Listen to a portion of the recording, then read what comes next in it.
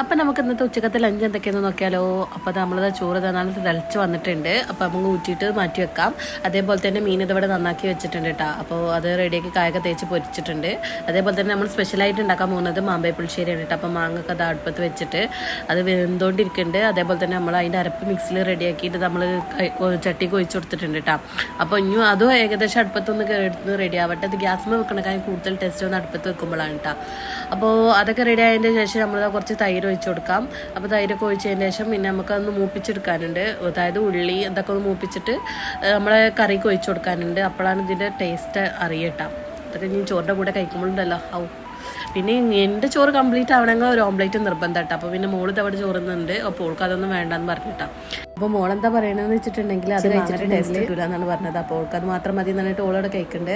അത് കഴിഞ്ഞതിന് ശേഷം പിന്നെ ഞാൻ കഴിക്കാനിരുന്നു. എൻ്റെ തൊട്ടടുത്ത് തന്നെ അതാ മോനും വന്നിരുന്നിട്ടുണ്ട്. അപ്പോൾ അതാ ഓനക്ക് കൊടുക്കാനാണ് പറഞ്ഞത്. ഓൾക്ക് നല്ല ഇഷ്ടമായിരിക്കണം കേട്ടോ.